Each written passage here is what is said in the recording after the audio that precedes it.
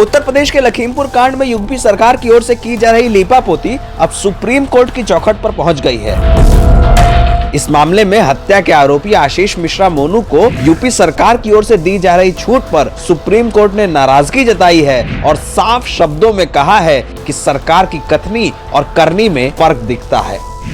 UP सरकार की इस दलील पर कि आरोपी को पूछताछ का नोटिस दिया गया है, सुप्रीम कोर्ट ने कहा है कि क्या आप हत्या के आरोपी को ऐसे बुलाते हैं कि प्लीज पूछताछ के लिए आ जाइए।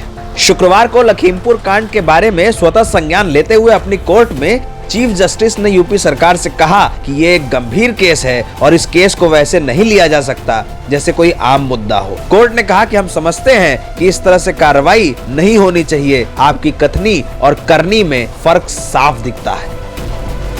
चीफ जस्टिस ने यूपी सरकार के रवैये पर नाराजगी जताते हुए कहा कि साधारण स्थिति में 302 यानी मर्डर केस में पुलिस क्या करती है, वो आरोपी को गिरफ्तार करती है और उसके बाद उससे पूछताछ करती है। जस्टिस सूर्यकांत ने अपनी कोर्ट में कहा कि आरोपी कोई भी हो, कानून को अपना काम करना चाहिए।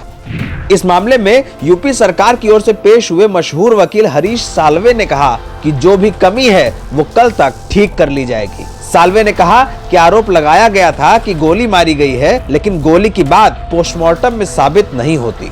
साल्वे की इस दलील पर चीफ जस्टिस ने नाराजगी जताते हुए कहा कि क्या ये ग्राउंड है कि आरोपी को ना पकड़ा जाए। सुप्रीम कोर्ट के इस सवाल पर वकील हरीश साल्वे ने कहा कि वो भी मानते हैं कि केस गंभीर है और सरकार कार्रवाई कर रही है। इस मामले में बेंच ने कहा कि यूपी सरकार को जांच की स्टेटस रिपोर्ट दाखिल करनी होगी और हम राज्य सरकार के उठाए कदमों से संतुष्ट नहीं हैं।